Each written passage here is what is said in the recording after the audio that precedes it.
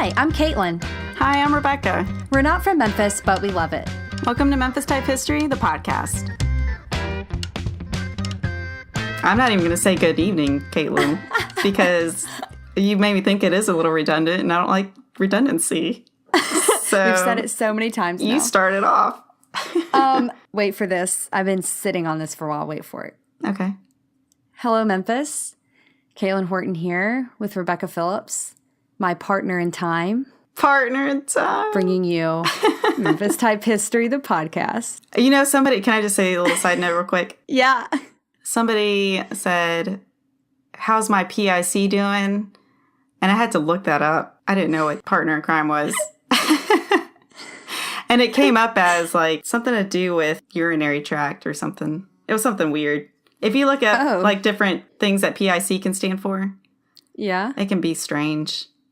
Okay. But anyway, partner in crime is the best. I didn't know people abbreviated partner in crime. Well, it was a text. Oh. So I'm just not familiar with common phrases. That's the problem. So if you send me initials, I'll either ask or slyly look it up. Okay. And try to figure it out. Well, I'm not going to call you Pitt. I just thought, Pitt. We're partners in time. PIT. There's my PIT. Yeah. So that's what we're going to use that now. I'm informing you. Okay. So, do you like the beach? I do. I'm scared of the water, but I love the beach. Same. Yeah? You scared of the current? Yeah, I really like the beach, but yeah, I'm scared of the current. I'm scared of sharks. And the unseen? Yep. I'm scared of what I can't see. Mm-hmm. What may or may not be there. We'll even talking about it. It's creepy. But I like to go to the beach. And wouldn't it be nice if there was a beach within reach?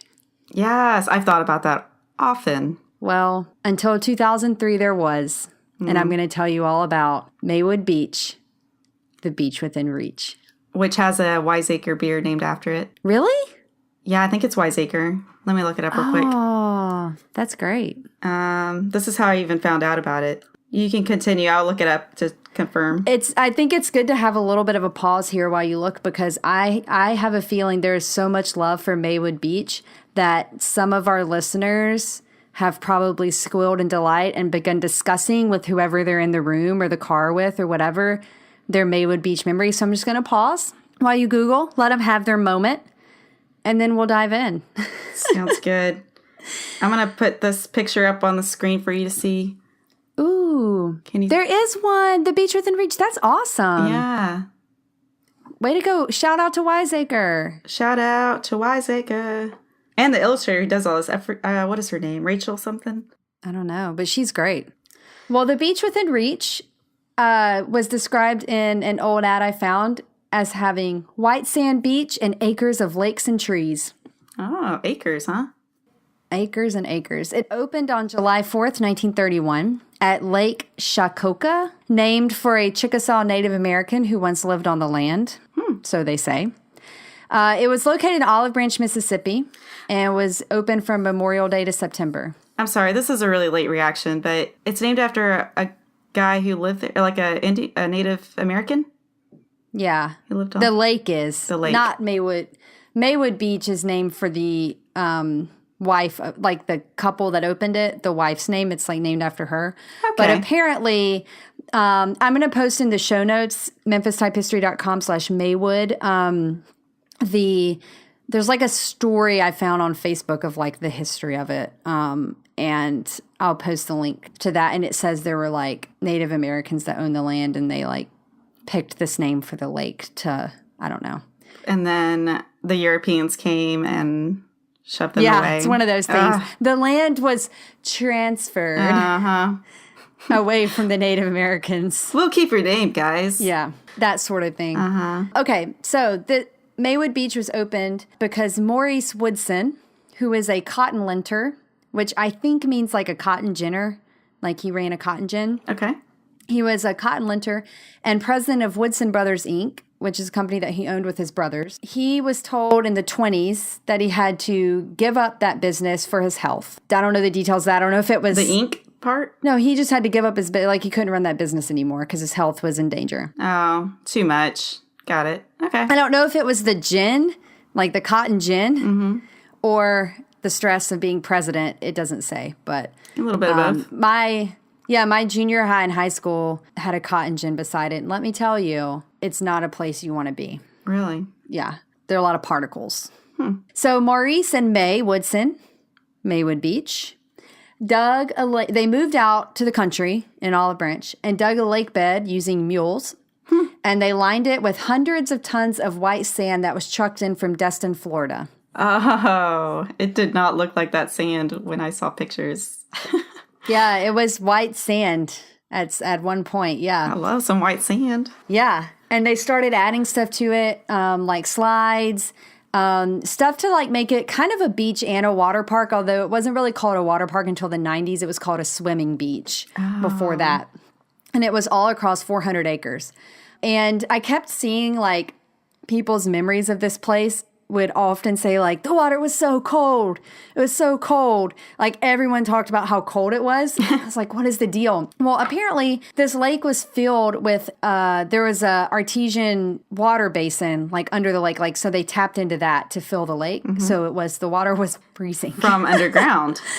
Yeah. Okay, wow. They eventually made 2 other lakes on the property too. So yeah, really cold and super clear. So there was no chlorine. The water didn't need to be treated. And you could see your feet at the bottom, like in the sand, people said. And it was actually pretty deep, up to 10 feet in some spots. Huh. Sounds amazing. Except for the cold water. I know, I don't like cold water. I don't either. Even when it's really hot, I still don't want it to be freezing.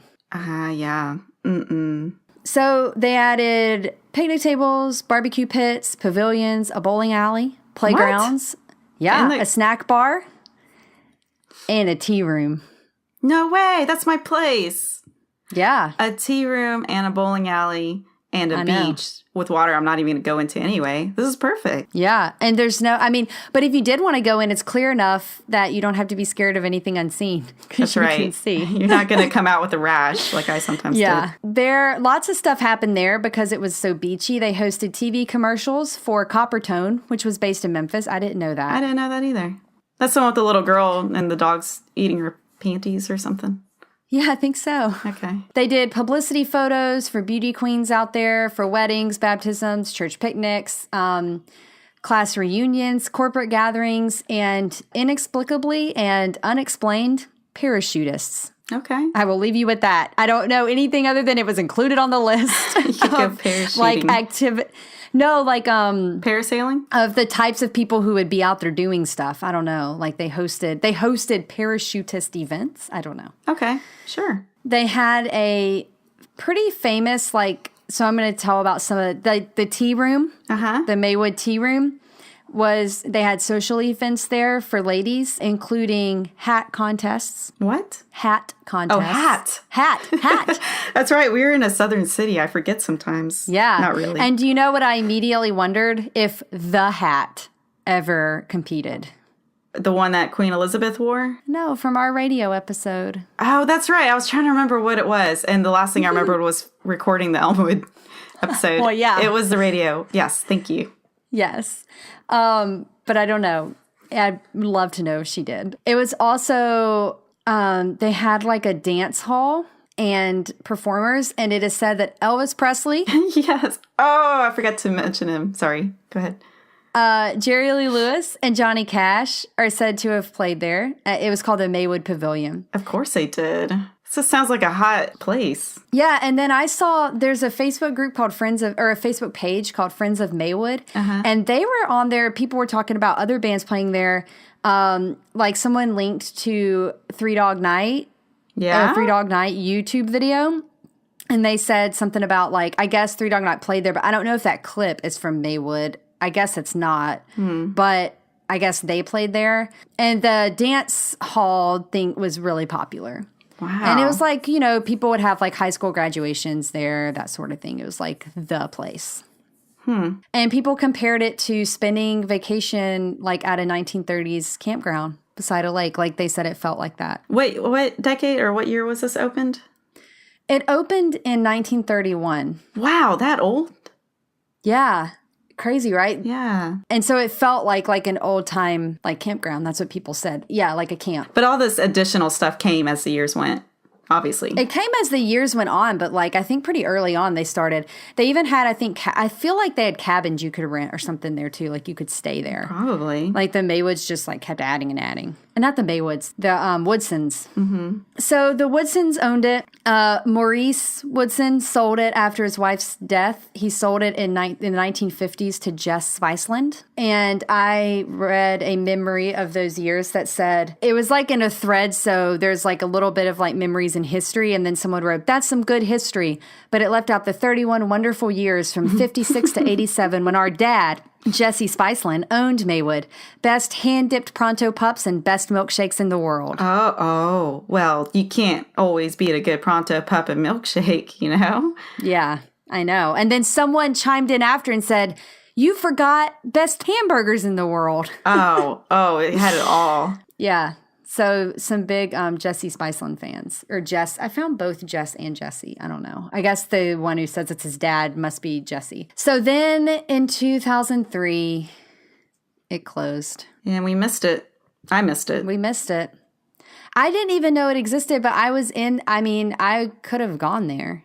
Yeah. I didn't even know. I was going around in that area. No, my parents and grandparents never told me about the beach. I didn't know there was a beach I could go to. I didn't even hear about it till recently. But I guess it kind of dwindled down. It wasn't as exciting suddenly. I'm not sure. Like, what I found about the closing is that Hugh Armistead bought it in 1987, and he was an attorney. And he said, kind of, I guess, like all of a sudden said it was just too much liability to keep it open. Mm. And that crime was coming. Oh, that crime gets in the way. That's the quote. Crime was coming. And then like some residents were into that because here's another quote. People who wouldn't be visiting there otherwise were driving around and they didn't want a crime spree. Mm-mm. I mean, I feel like there's a lot of coded language in those quotes. So I don't really know exactly what they mean, but I'm just like making some assumptions. Yeah. Okay, so they closed it in 2003, very much all of a sudden. Like some people were trying to go for like the last day sort of thing, and like it was already closed. Wow. It's now a planned subdivision and a gated community or whatever. They turned it into the burbs. Wow. And then I found a quote. Most of the articles made it sound like all the people that live there wanted it to close or something. I don't know, for this like imaginary crime spree. But I found an article by Michael Finger in the Memphis Flyer, and it said like how after this meeting about it closing or whatever ended, he said one young woman walking to her car said she didn't understand. He didn't even try to advertise it, she said, shaking her head. He just wanted to close it. I've been swimming here for 17 years and now I've got nowhere to go. Oh, 17 years and nowhere to go. Oh. Yeah. Because there aren't like public... There isn't a beach. No. Well, there's no beach. And there's no like water park. Nope. There used to be a water park in Whitehaven, I think. Yeah. I found a really great ad on YouTube for that place. It was like, it's exactly what you want from like a 90s water park ad. Yes.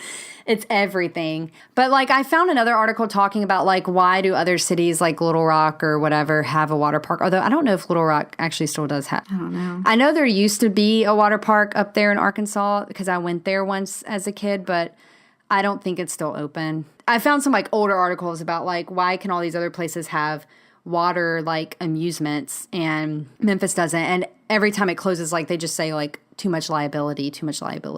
So I don't know on insurance or something happening. So yeah, maybe, I don't know, at some point that's got to change, I'm sure. Yeah, I guess. I don't know, but I thought it was really sad, especially I'm gonna call my parents and be like, why do we never go to Maywood? Oh no.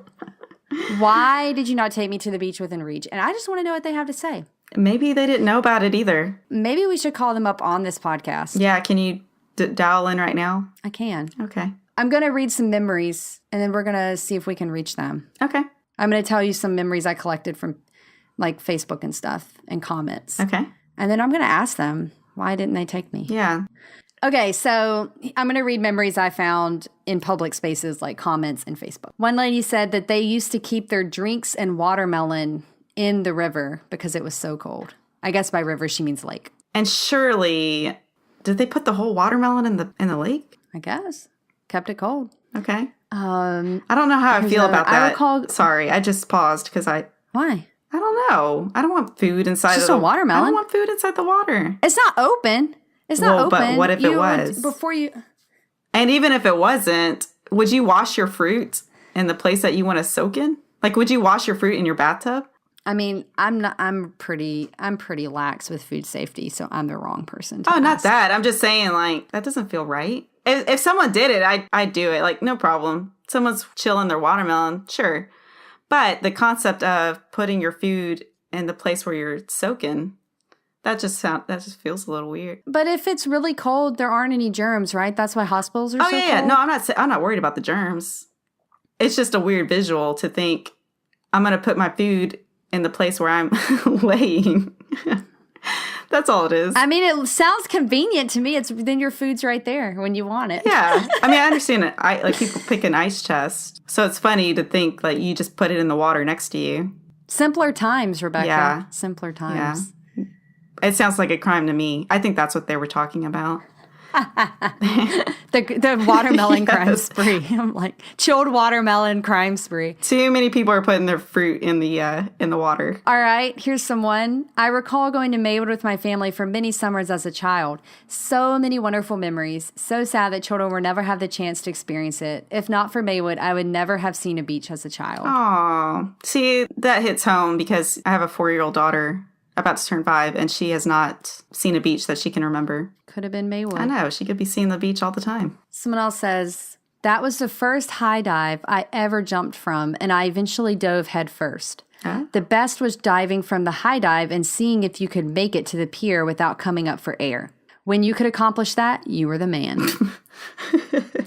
I don't know how far away the pier was, but it sounds hard. It sounds manly. All right, last one. Memorial Weekend used to mark the season opening of the Beach Within Reach Maywood Pool.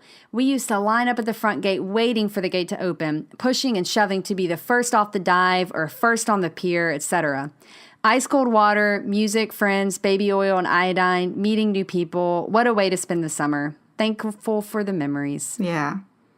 That person could write a book about this place, I think. Yeah, I think so. They have a good style. Uh-huh. So that's the Beach Within Reach. There's not like a lot to say about it. I just found out about it and I felt like we should revive it a little. Yeah. I had mentioned to you that me and my coworker watched some YouTube videos about it. Mm-hmm. That's kind of entertaining. People want to look at people's home movies of the Beach Within Reach. Yeah. It was kind of fun. There are some home movies on YouTube, and I just thought, I was like, wow, people just, one of them is like 20 minutes long. Yes. That's long. It's so funny. That's long. I don't think I could last watching somebody else's home movie for 20 minutes, but I do like some home movies. All right. I'm going to see if I can get a parental unit on Skype here. I hope you do. Can you hear it ringing at all? I did the first time. I don't hear it now. This is like Who Wants to Be a Millionaire? You're using a lifeline. Oh, yeah. Hey, Mom. Sorry, are you asleep? Will she be able to get picked up on the mic at all? I unplugged it. Are we live right now? Well, I mean, yeah, you're live. So Rebecca and I are here, and we were talking about Maywood Beach. Yes. Yes, okay. And I want to know, why was I never taken there as a child? I don't even know if it was still open when you were a child. It closed in 2003, Mom. Okay. Well, it wasn't that. It wasn't. It was just a big swimming pool with sand. I have no idea why you never went. You know, it was like I said. It was just a big swimming area. So you didn't find it. You didn't find it all that impressive. Evidently I didn't. Did you? So you didn't go as a child at all? Because there are a lot of people who have a lot of really good memories of it. Well, I went a couple of times with a friend of mine. They used to go a lot, and I went a couple of times with them. I never went with my family. I don't remember. Was it fun? Yeah, it was a lot of fun. You know, it was a big, large swimming area, a large swimming pool, had a picnic area, and, the picnic area had some sand. So, I guess it was a beach. Mom, did you know that? I really wish you would have called and told me you were calling. No, this is way better. Did you know that sand, well, at least in 1931, the original sand was from Destin, Florida. No, never knew that. Was it? In Destin, Florida? That's Yeah. Really where I started going as soon as I could drive and go to the beach. So by the time you were going, I guess maybe the sand was no longer white. Is that the deal? I think it was white. It's just that I was a kid. I was just, swimming. It was some place that you drove to and you got to swim with a bunch of friends that was not like a pool. And you didn't feel like your children should experience that sort of fun. I see. Okay. So we had other fun. We had other fun. We went to the real beach. I do know we did go to the real beach. Okay. When you were 6 months old, you were eating Destin sand. So I'll take you to the real Destin. All right. I'll forgive you then. Rebecca wanted to know. We read a story from someone who said that the water at Maywood Beach was so cold that they would keep their drinks and watermelon in the water to keep everything chilled. Did you ever put your food or drink in the water to keep it cold when you went with your friends? No, I don't remember. I don't remember anybody ever doing that. That's because it's a crime. Yeah, I was with my friend, so. Does the idea of that feel gross? Because Rebecca feels like that's. It's not gross. It's just not the right visual. I guess if you think about it, it was, you're swimming around and people's watermelons floating by. Yes. I don't recall anything food-wise floating by me when I was in Maywood. I don't recall that, but like I said, it was a long time ago, and that would definitely stick out of my mind if someone's lunch was floating by me. That. Well, I'm really sorry. Yeah, you should be sorry that you didn't take me, but that's fine. All right. Sorry, Mom. Go back. I hope you go back to sleep. Right. Love you. Okay. I love you too. Bye. My bad, Mom. Oh, I feel bad for waking her up, but that was really funny. I should just call her for every episode and blame her for something. Anything else about Maywood that we need to discuss? No, that was really interesting, and I feel very disappointed that I didn't get a chance to experience it. Same feeling here. But and that there's whatever. no water park, like you mentioned, for us to visit. All right. Well, if you enjoyed Maywood Beach, if you have a memory to share of it, go on MemphisTypeHistory.com and use SpeakPipe to send us a recording. You just click it and you send us a voicemail of your memory. We would love to share them. And show notes if you want to see some fun old ads, some home movies, some pictures, some just general good links to learn more about Maywood Beach. That's at MemphisTypeHistory.com/Maywood. Tell them how they can support the show. Partner in time of mine. You can support the show by downloading podcast and heading over to Patreon to show us your support with actual currency. What's the website? Patreon.com. Yeah, /Memphis Type History. /Memphis Type History. Take a minute to review us on the podcast areas like iTunes, all that. It helps. It makes you rank higher. It's a good thing. That's it. So this is Memphis Type History, the podcast. We like your type. You've been listening to Memphis Type History, the podcast. It would mean so much to us if you head over to iTunes and give us a rating and review. Be sure to subscribe and never miss an episode. Want to be part of Memphis Type History and get behind-the-scenes content, merch, and more? Support us on Patreon at patreon.com/Memphis Type History. That's Patreon, spelled patreon.com/Memphis Type History. Find more Memphis Type History on our blog at memphistypehistory.com, on Facebook, Instagram, and Pinterest as Memphis Type History, and on Twitter at Memphis Type.